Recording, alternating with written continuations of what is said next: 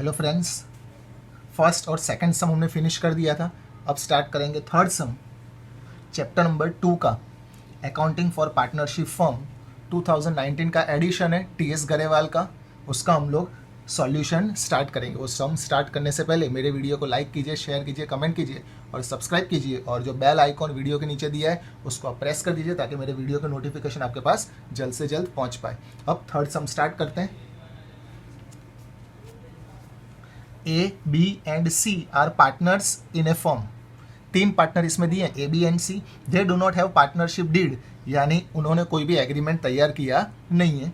Eight the end of the first year of the commencement of firm, commencement यानी start करना, उन लोग ने बिजनेस स्टार्ट किया, उसके एक साल के बाद they face the following problems. इसमें 4 प्रॉब्लम दिए ABCD करके, वो 4 प्रॉब्लम को हमें सॉल्व करना है। और फिर क्या कहा है वो सबसे लास्ट में रीड करते हैं।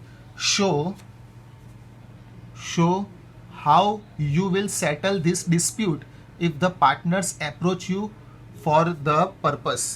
अगर ऊपर 4 प्रॉब्लम दिए हैं, अगर वो पार्टनर हमारे पास आते तो हम लोग ये प्रॉब्लम सॉल्व कैसे करेंगे। उसमें सबसे पहला प्रॉब्लम आ रहा है, A wants that interest on capital should be allowed to the partners but B and C do not agree।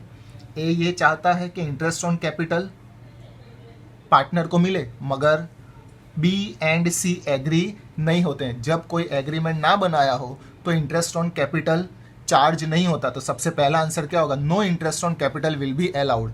No interest on capital will be allowed.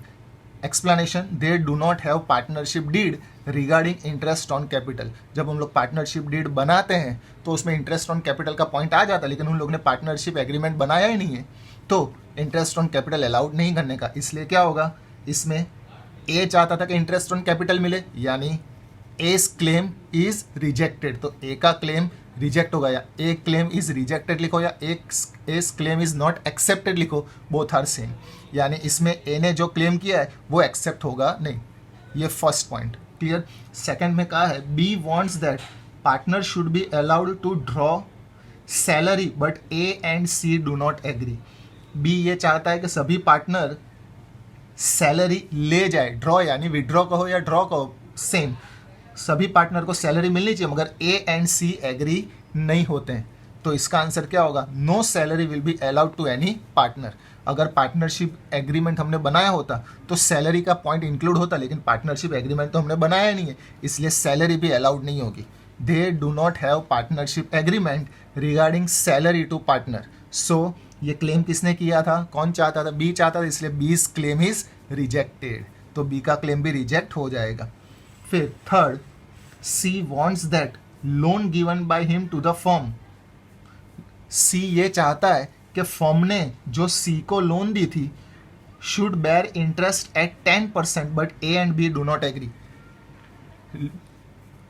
क्या कहा है कि C wants that the loan given by him to the firm, उसने जो firm को loan दी थी, ए and B नहीं चाहते हैं कि 10% इंटरेस्ट फर्म उसको पे करे। अगर इंटरेस्ट ऑन लोन के बारे में कुछ भी ना कहा हो, यानी एग्रीमेंट में इंटरेस्ट ऑन लोन के बारे में भी सब दिया होता है जो हमने फर्स्ट एग्जांपल में समझा था, लेकिन अगर पार्टनरशिप एग्रीमेंट नहीं बनाते हैं तो interest on loan is to be allowed at, ये एट है 6% पर एनम यानी पूरे 12 महीने टू पार्टनर्स। जो पार्टनर फर्म को लोन देते हैं, अगर इंटरेस्ट ऑन पार्टनर्स लोन के बारे में कुछ भी ना कहा हो तो अंदर जितने भी परसेंटेज दिए हो वो एक्सेप्ट नहीं करने के। इंटरेस्ट ऑन लोन ऑलवेज होता है 6% पर एनम, यानी इंटरेस्ट ऑन कैपिटल अलाउड नहीं करने का, सैलरी अलाउड नहीं करने की, और इंटरेस्ट ऑन लोन अलाउड करने का, मगर कितना, 6% पर एनम।